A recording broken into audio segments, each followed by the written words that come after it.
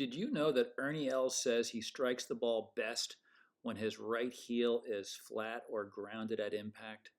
That's what he told Mark Immelman on many occasions. So Mark told us this. Well, he actually told Debbie Doniger this. You can see behind Debbie is this lavender purpley stretchy band that's anchored by this bucket of balls. So she stretches it, puts the golfer's right heel on it, or left heel if they're a lefty, but the rear heel on it, and she wants the stretchy band to remain stretched until impact. After impact, then the stretchy band can recoil back towards the bucket of balls. So this is a great drill, and pros can talk about it. The problem is that most amateurs, well, they just can't do it for reasons that I'll show you in a little bit. So this is what Mark told Debbie after she went through the stretchy band drill for the heel. Legitimization from Ernie Els, Hall of Famer. You know, he's one of the great swingers of the golf club of all time. Yep, love him.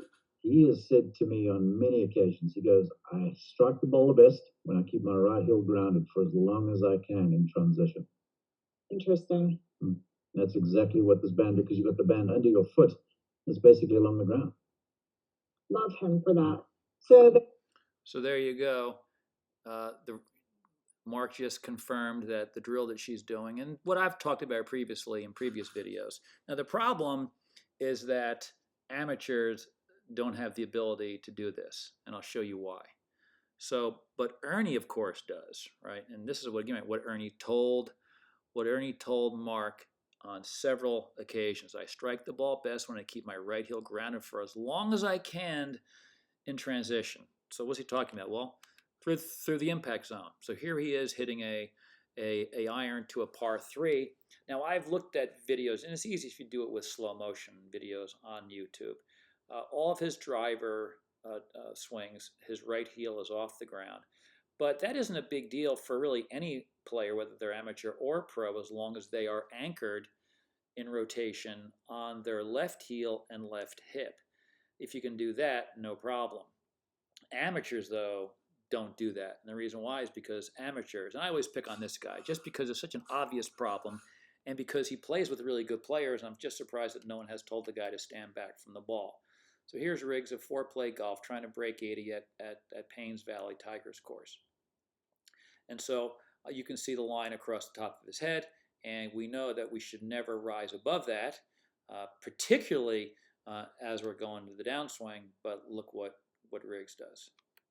Because he's so close to the ball, his brain has created a subconscious. He doesn't even know he does this. He doesn't say, okay, now I'm going to stand up and then I'm going to go up on my toes. His brain taught him to do this because the golf swing takes place so fast. Our conscious mind does not keep up with it. So look what he does during his downswing. He's like halfway there, maybe a little bit past, but he's up on his toes early. So if you're like this, what's going to happen to that rubber band thingy? Or that lob wedge? It's going. If the lob wedge is fallen, or the stretchy band is going to be recoiling back to the bucket of balls because the dude is too close to the ball. That is the biggest issue, the major heel challenge to overcome. Riggs is too close to the ball at setup, so he has to go up on his toes during impact. Second, his conscious mind and his subconscious motor program have no notion about keeping his heels flat on the ground. So he's got those two issues. He consciously doesn't know how to do it, and his subconscious golf swing motor program does not involve keeping either heel flat through impact. This is why no heel drill can help Riggs at this point. He must stand back further from the ball so that during his downswing, he's not up on his toes like this. And you saw Ernie Els, how his hips were facing more towards the target. Look at Riggs' hips. They're facing the ball because you cannot rotate if you're up on your toes. It's impossible. The place to rotate is from your heels. That's what we must, just like Trevor Immelman said about what Ernie told him. He strikes the ball best when his rear heel is grounded during impact.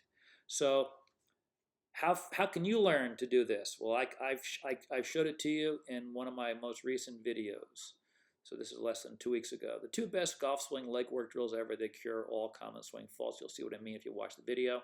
So the first thing I do is I show you how to set up for impact based upon your rotational movement skills. So I show you how to do it. You just have to actually go do it and figure it out for you. Then work on these 2 drills. Then Debbie's drill with the stretchy band will work for you, or that lob wedge drill will work for you. And if you like this video, you should watch the other videos. And if the other videos are of interest to you, then you should check out the book because there's more information in the book.